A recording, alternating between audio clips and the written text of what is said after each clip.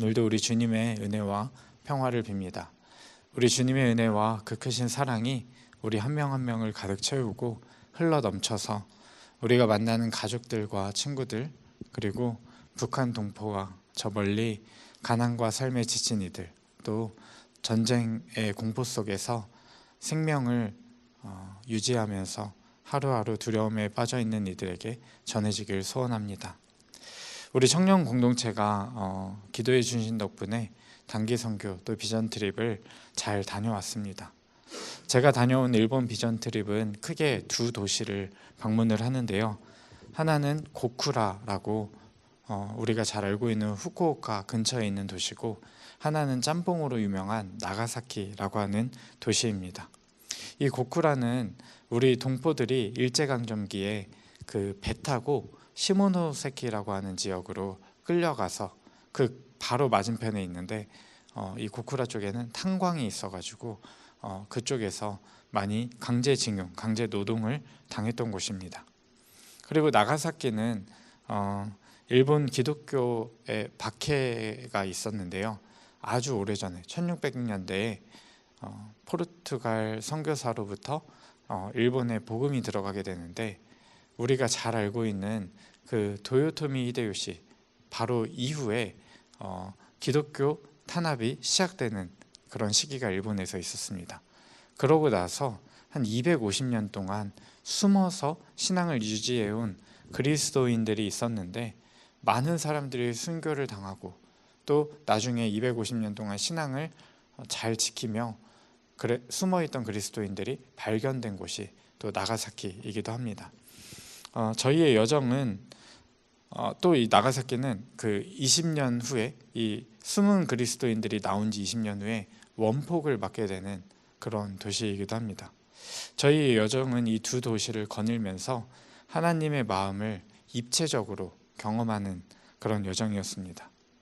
이 여정의 하이라이트는 나가사키라고 하는 그 지역에 있는 한 일본인 교회에서 저희가 드렸던 주일 예배였습니다. 공교롭게도 그날이 3일절이었어요. 3월 1일 주일이었어요. 저희 팀은 이 국경을 넘어서 그리스도인이 중심이 되었던 3.1운동의 숭고한 정신에 대해서 함께 나누기도 했고요. 가장 그 잔혹했던 이 제국주의의 한복판에서 한국인들과 또 일본의 그리스도인들이 하나 되어서 함께 하나님을 예배하는 그런 은혜를 누렸습니다. 찬양을 함께 할 때 그 순간이 참 묘한 감동을 주었습니다. 제국은 계속해서 인간의 인간성을, 그리고 인간의 삶을 짓밟으려고 하지만, 그리스도인은 혹독한 역사 속에서 아무리 밟혀도 계속해서 일어나 하나님의 자유를, 하나님의 그 영광을 선포하는 것만 같다라는 그런 생각이 들었습니다. 저는 이 여정 전후로 한 시를 계속해서 묵상하게 되었는데요. 이육사라고 하는 시인의 교목이라고 하는 시입니다. 푸른 하늘에 닿을 듯이 세월에 불타고 우뚝 남아서서 차라리 봄도 꽃피진 말아라. 낡은 거미집 휘두르고 끝없는 꿈길에 혼자 설레이는 마음은 아예 뉘우침 아니리. 검은 그림자 쓸쓸하면 마침내 호수 속 깊이 거꾸러져 차마 바람도 흔들진 못해라. 오늘 말씀의 제목을 여기에서 가져온 게 보이시죠? 이 교목이라는 거는 높을 교회 나무 목자를 써서 큰 나무, 높은 나무라고 하는 뜻의 시입니다. 이 거스를 수 없는 현실은, 이 사회의 구조는 이 교목, 큰 나무를 세월에 불타게 만들었습니다. 그러나 이 나무는 우뚝 남아 서 있다라고 이야기를 합니다. 제국의 질서 아래서도 끝내 자기 자신의 본질을 잃지 않으려고 했습니다. 그리고 이렇게 말을 하는데요. 차라리 봄도 꽃피진 말아라. 이거는 화려한 타협을 거부하는 말입니다. 그리고 묵묵히 자기의 길을 가겠다는 의지를 드러내는 말입니다. 그럼에도 불구하고 우리가 잘 알다시피 이 일본 제국주의의 침탈의 역사 속에서 세월을 지나는 동안 상처가 깊었습니다. 지나온 고난이 있었습니다. 또 아픔이 있었죠. 그러나 그 아픔이 아프게 그냥 두지 않았습니다. 희망을 품는 것조차도 죄스럽게 느껴지던 그런 시대를 통과하면서 이 죄책감마저 떠안고 희망하겠다는 의지를 시인은 드러냅니다.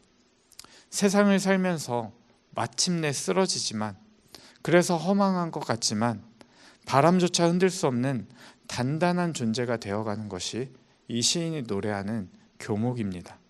저는 이것이 우리 그리스도인의 정체성이어야 한다라고 믿습니다. 제국의 질서 속에 살아가는 것이 그때나 지금이나 같습니다. 예수님께서 우리를 이리떼 가운데 보내는 양과 같도다라고 합니다.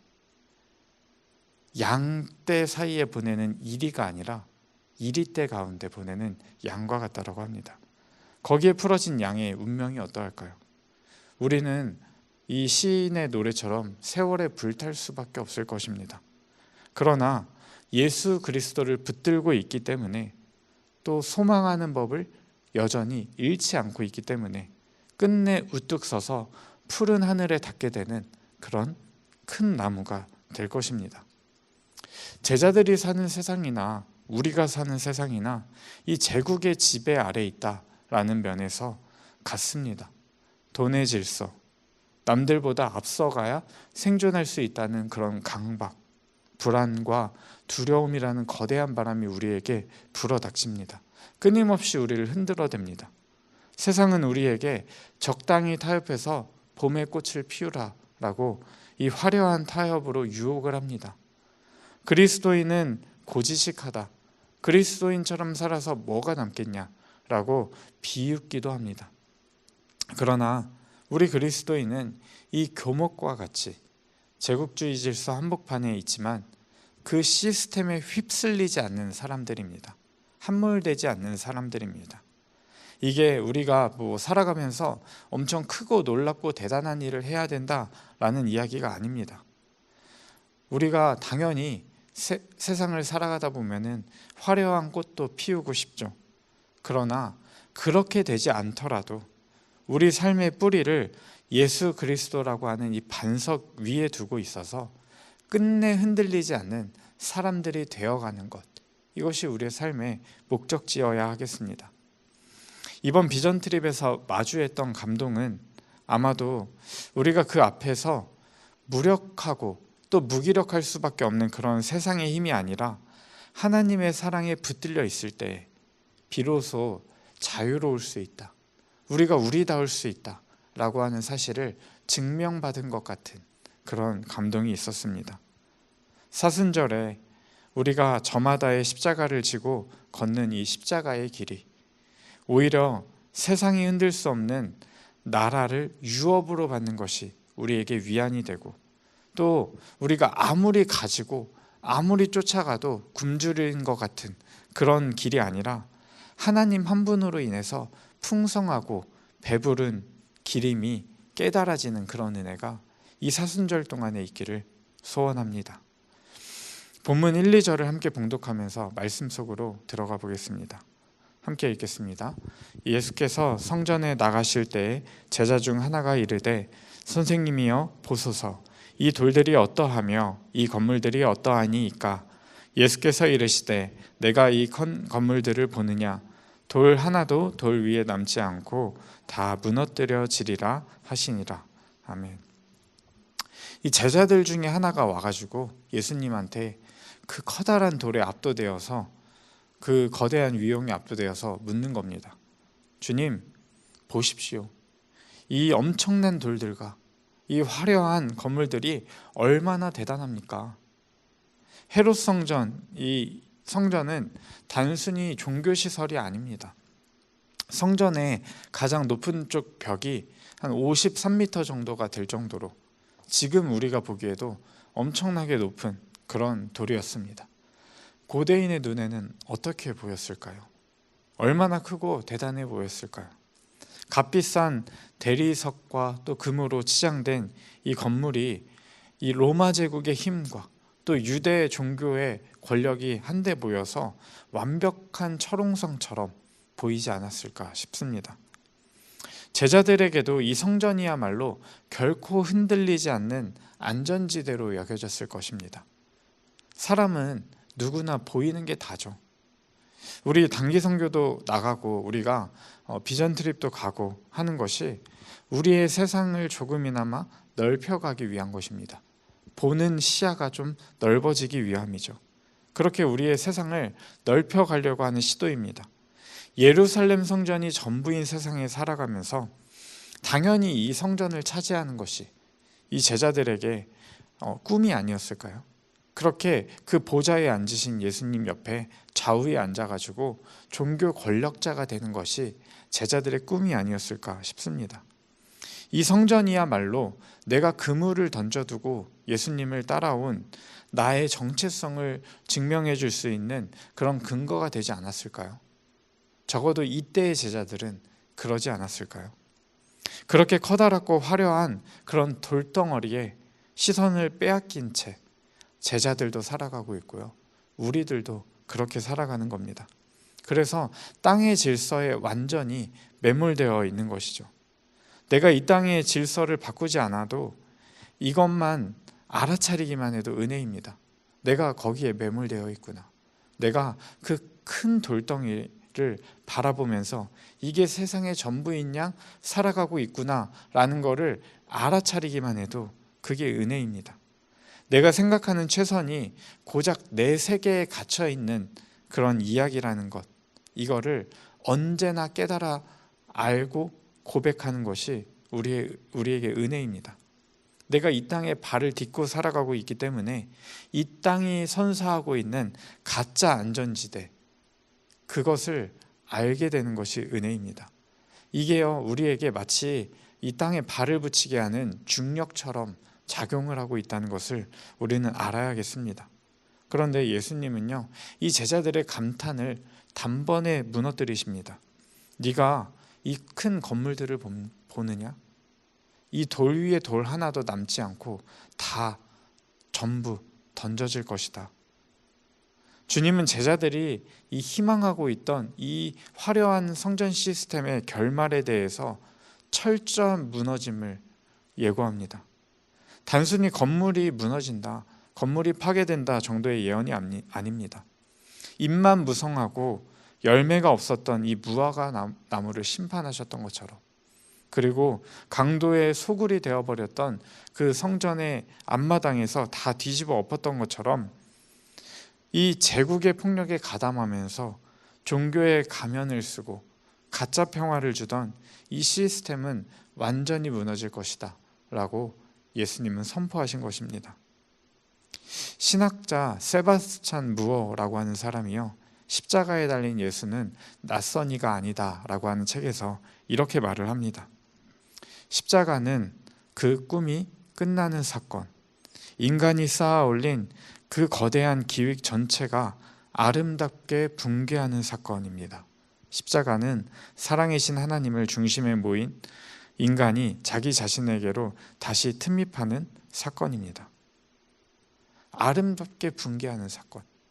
인간이 쌓아 올린 이 거대한 기획 전체가 아름답게 붕괴하는 사건이라고 합니다. 우리가 가장 거대하고 가장 고귀하고 가장 숭고한 곳에서 우리의 하나님을 찾으려고 합니다. 그러나 하나님은 그 모든 성취가 상실된 비참하고 초라한 자리에서 우리를 기다리십니다. 이게 십자가입니다. 그래서 이 상실의 선언은 오히려 복된 것이 되는 것입니다. 이어서 3절 4절의 말씀을 함께 봉독하겠습니다.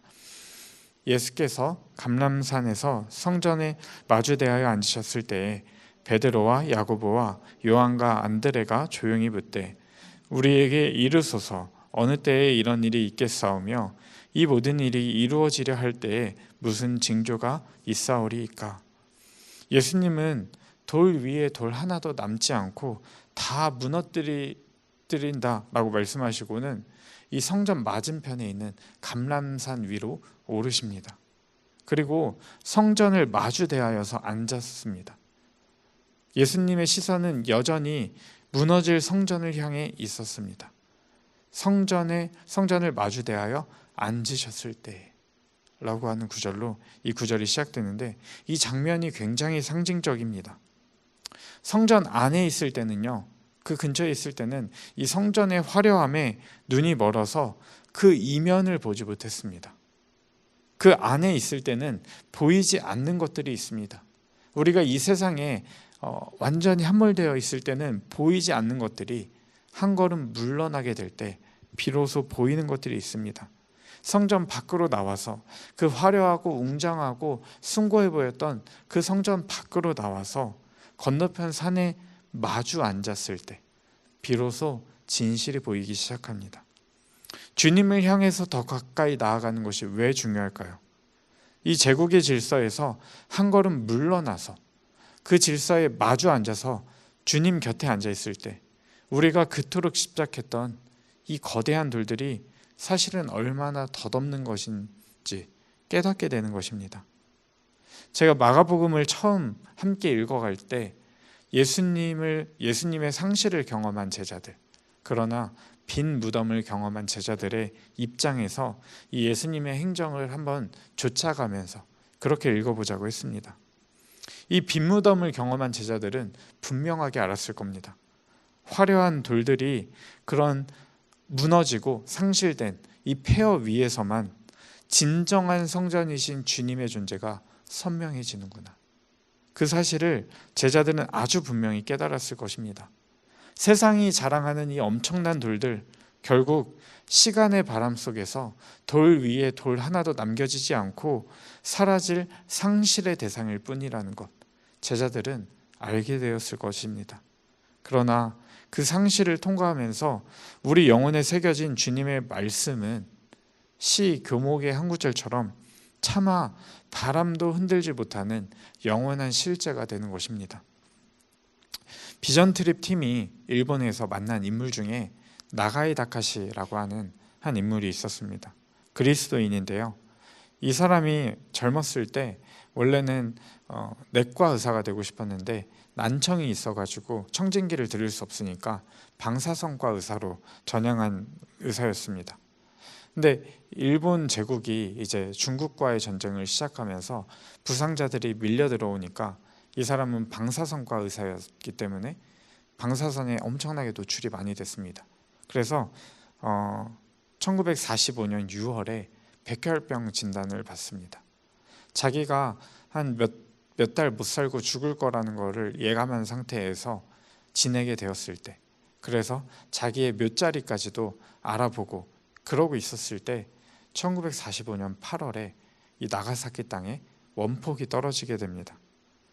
이 폭탄이 떨어진 곳에서부터 자기는 700m 정도 떨어진 병원에서 일하고 있었기 때문에 다행히도 이 사람은 살아남았습니다.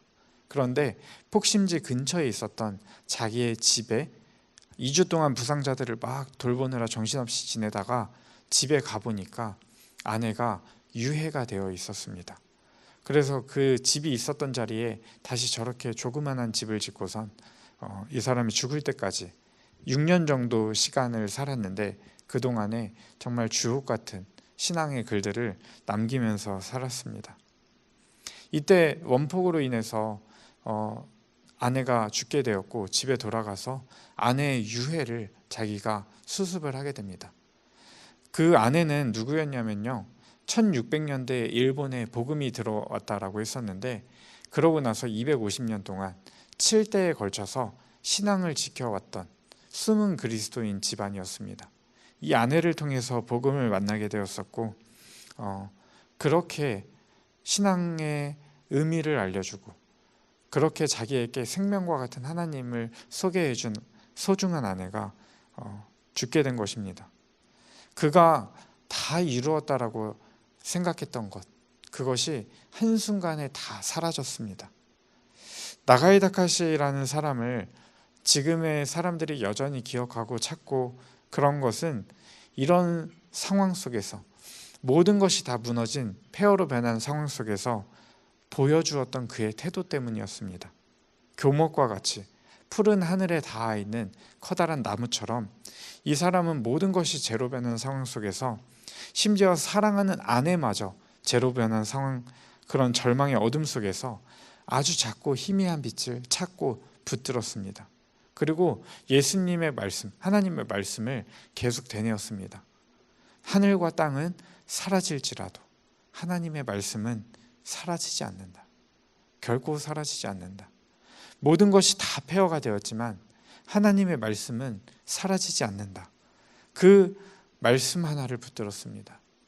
내 삶이 너무나 고되다, 원망할 법도 한데 그에게선 원망이 느껴지지 않습니다.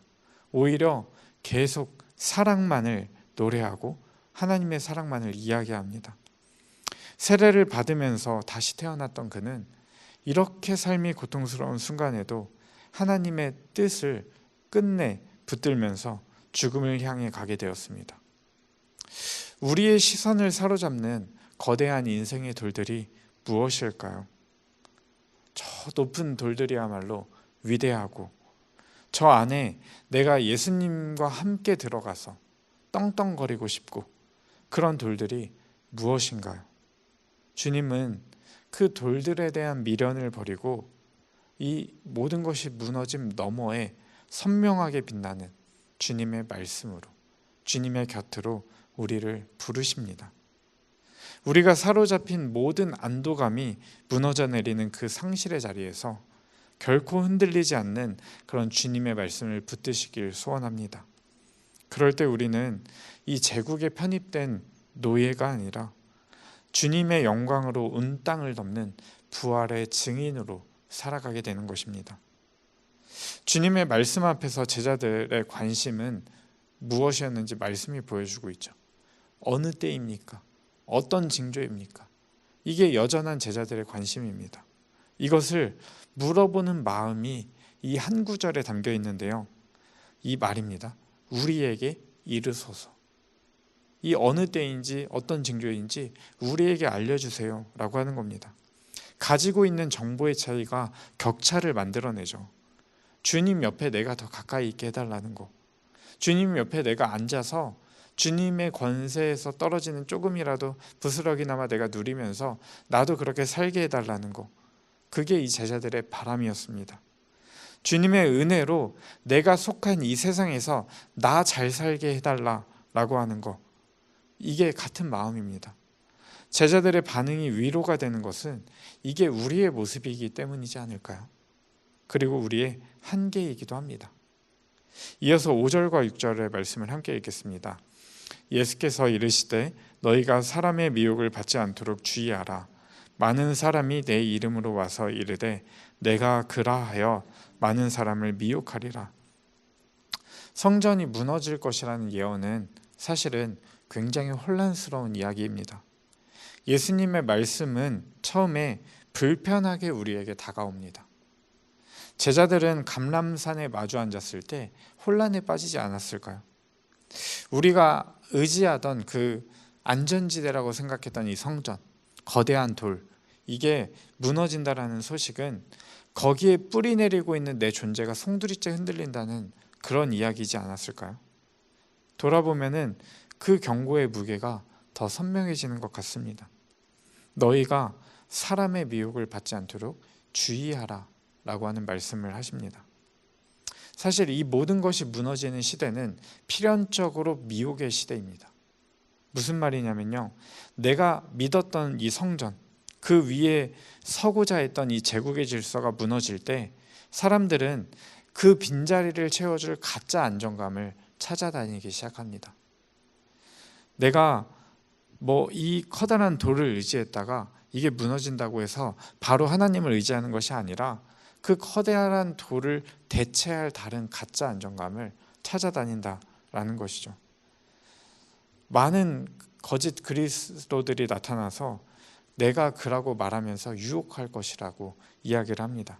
이게 너희를 구원하는 것이다 라고 이야기할 거라고 합니다. 이 시스템 안에 들어와야 너희가 구원을 받을 수 있다, 생존할 수 있다 라고 하는 제국의 속삭임은 언제나 우리 곁에 다가올 것입니다. 그런데 죽음이 있어야 할 곳에 죽음이 없었던 경험을 한, 빈 무덤을 경험한 그 제자들이 돌아봤을 때는 어땠을까요? 그 어떤 화려한 메시아의 등장도 주님이 남기신 말씀을 대신할 수 없다는 것을 알았을 것입니다. 그리스도인은 제국이 주는 쉬운 답, 커다란 돌, 가짜 메시아에 의지하는 사람이 아닙니다. 자기를 맡기는 사람이 아닙니다. 오직 영원하신 말씀 위에 나의 토대를 세우고 흔들려도, 그 뿌리가 아무리 흔들려도 이 뿌리를 내린 상태에서 견뎌내는 사람들이라는 것입니다. 7절과 8절을 이어서 함께 읽겠습니다. 난리와 난리의 소문을 들을 때에 두려워하지 말라. 이런 일이 있어야 하되 아직 끝은 아니니라. 민족이 민족을, 나라가 나라를 대적하여 일어나겠고 곳곳에 지진이 있으며 기근이 있으리니 이는 재난의 시작이니라. 전쟁과 난리의 소문이 들려올 때 우리는 더욱 극심한 중력을 느낍니다. 세상의 질서에 더 우위에 서야 된다라는 것을 오히려 더 느끼게 됩니다. 세상이 생존이 어려워질수록, 또 내일이 보이지 않고 세상이 심연으로 가라앉으면 가라앉을수록 우리의 시선은 더욱더 이 땅바닥을 향해서 서 있게 됩니다. 제자들이 그랬습니다. 그러나 주님은 이렇게 말씀하십니다. 동요하지 마라. 일어나야 할 일이다. 그러나 끝이 아니다. 동요하지 말아라. 일어나야 할 일이다. 그러나 끝이 아니다. 세상의 악한 질서와 제국이 무너지는 과정에서 발생하는 필연적인 소음들이 있을 것입니다. 우리가 하나님의 침묵에 절망하면서 하나님 어디에 계십니까? 라고 물을 때에 주님은 그 소란스러운 세상의 한복판에서 여전히 주님의 뜻을 이루고 계셨습니다. 우리가 보기에는 멸망 같았던 사건들이 빈 무덤을 경험했던 제자들의 시선, 그 시선으로 보면, 부활의 문법으로 바라보면 달라 보이는 것입니다. 그래서 재난의 때를 살아가고 있는 우리는 주님의 문법에 익숙해질 필요가 있습니다. 적어도 오늘 본문은 하나님의 침묵에 대해서 이렇게 말을 합니다. 밀려올 큰 고통의 시작은 이런 것들입니다. 고통의 시작에서 이 고통이라고 하는 거에 쓰인 고통이요, 그냥 고통이 아니라 원어의 의미를 보면은 오딘이라고 해서 산통, 생명을 낳을 때 특정해서 쓰는 고통입니다. 그 고통이 있을 거라는 겁니다. 그럼 이게 무슨 말일까요? 세상이 단순히 파괴적인 그 재앙으로 끝나는 것이 아니라 새로운 질서가 태어나는 과정으로 이 고통이 있다라는 것입니다. 비록 이 재앙이 하나님이 의도한 것은 아님에도 불구하고 하나님은 세상의 많은 좋지 않은 일들 속에서, 많은 고통 속에서 그 고통을 산통으로 바꾸시는 분이라는 겁니다. 그 고통 속에서도 생명을 잉태하셔서 계속 이 세상의 생명력을 불어 넣으시는 분이라는 것입니다. 우리가 찾는 고귀함이나 숭고함 속에, 뭔가 우리의 잘됨 속에, 이 세상에서 떵떵거림 속에 하나님의 뜻과 계획이 있는 것이 아니라 오히려 모든 인간의 계획이 붕괴되는 그 자리, 비참하고 초라한 그 산통의 자리 한복판에 십자가에 하나님이 달려 계셨다라는 것을 우리는 이 본문을 통해서 느끼게 되는 것입니다. 이어서 9절의 말씀을 함께 봉독합니다. 너희는 스스로 조심하라. 사람들이 너희를 공회에 넘겨주겠고 너희를 회당에서 매질하겠으며 나로 말미암아 너희가 권력자들과 임금들 앞에 서리니 이는 그들에게 증거가 되려 함이라. 아멘. 사람들이 제자들을, 또 그리스도를 따르는 이들을 공회에다가 넘겨주겠다라고 합니다. 이 넘겨주다라는 단어가요, 굉장히 많이 반복이 돼요. 마가복음에서 세례 요한이 잡혔을 때도 넘겨주다라는 말이 나오고요. 예수님이 유다에게 배신당해서 당하셔서 넘겨지실 때, 그때도 넘겨주다라는 단어가 나와요. 그리고 십자가 처형을 당하실 때 빌라도의 재판을 받잖아요. 그때도 넘겨지다라고 하는 그 단어가 나옵니다. 부활의 빛 아래서 우리가 이 말씀을 되새길 때 우리는 깨닫게 되는 겁니다. 제자들이 이 제국의 법정과 또 종교적인 권력 앞에서 넘겨지게 되는 이 고통스러운 상실의 경험이 사실은 우리가 가장 선명하게 예수님의 길에 동참하는 사건이라는 겁니다. 다시 한번 말합니다. 넘겨지는 그 사건, 내가 나의 의도가 아니라 어떤 실수나 어떤 내 잘못이 아니라 그냥 이 세상의 질서의 구조적인 폭력 속에서 넘겨지는 그 경험, 이게 사실은 예수님의 경험과 가장 동일한 경험, 예수님의 길에 동참하는 경험이 된다라는 것을 이 말씀이 보여주고 있는 것입니다. 또 이어서 11절을 함께 봉독하겠습니다. 사람들이 너희를 끌어다가 넘겨줄 때에 무슨 말을 할까 미리 염려하지 말고 무엇이든지 그때에 너희에게 주시는 그 말을 하라. 말하는 이는 너희가 아니요 성령이시니라. 아멘. 매질을 당하고 끌려다닙니다. 우리가 그렇게 넘겨지는 경험, 그렇게 주님의 길에 동참하게 되는 경험을 합니다. 우리의 삶이 제국의 질서에서 조리돌림을 당하는 그런 경험을 합니다. 그럴 때 우리는 왜 하나님 침묵하십니까? 라고 묻고 따집니다. 그러나 주님은 오늘 말씀에서 놀라운 약속을 주시는 겁니다. 무슨 말을 할까? 미리 염려하지 말고 말하는 이는 성령이시니라. 내 존재가 완전히 무너져 내리는 그 자리에서 터져나오게 되는 이 성령의 소리, 거대한 돌로 비유되던 이 제국의 한복판에서 진정한 생명의 실제가 드러나는 소리라고 하는 겁니다. 우리가 의지해야 될 것은 성령입니다. 성령이 일하십니다. 미리 걱정하지 않아도 된다라고 합니다. 우리 삶이 어떤 상황이 되어도 괜찮다라고 하는 그런 담대함을 가지시기 바랍니다. 성령이 일하십니다. 세상의 주인은 하나님이십니다. 하나님이 세상을 창조하셨고 하나님이 세상을 주관하십니다. 그 하나님께 우리가 믿음으로 우리의 삶을 맡겨드려도 괜찮습니다. 제국의 위협 앞에 우리가 버려지는 것 같은 순간에도 성령이 우리 안에서 가장 선명하게 말씀하신다는 그런 이 말씀에 우리가 믿음으로 응답하면 좋겠습니다. 하나님은 방관하지 않으십니다. 우리의 입술을 통해서 하나님의 살아계심을 증언하게 하시며 처절하게 동참하십니다. 아까 앞에 읽었던 세바스찬 무어가 그 구절의 바로 뒤에서 이렇게 말을 하는데요. 우리 종교 심성이 제대로 작동할수록 십자가에서 하나님께서 보여주시는 저 사랑은 우리 눈에 비참하고 초라하게 보입니다. 그리고 실제로 그러합니다. 하나님께서는 비참하고 초라한 자리에 계십니다. 사람들이 자신의 고귀함이나 숭고함 속에서 절대자를 찾으려고 할 때 정작 그 절대자는 비참함과 초라함 속에 계십니다. 우리는 우리가 잘됨 속에서, 우리 인생의 뭔가 나아짐 속에서 절대자 하나님을 찾으려고 하지만 하나님은 오히려 그 반대와 같은 자리, 우리가 하나님이 어디에 계시냐라고 묻는 그 자리에 하나님이 계신다라고 하는 겁니다.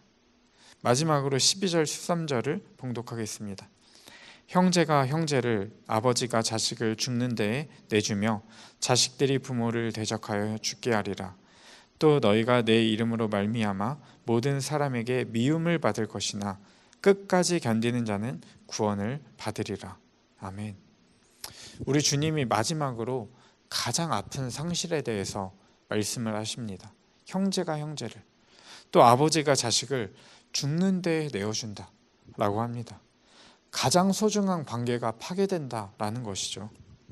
우리가 의지하는 것들이 사라지는 그런 상태가 우리가 경험하게 될 수도 있는 상태입니다. 고독의 상태를 우리가 경험하게 될 수도 있습니다. 인간성이 파괴되고 미약하게나마 의지하던 그런 사람들과의 끈들이 끊어지는 경험을 우리가 하게 될 수도 있습니다.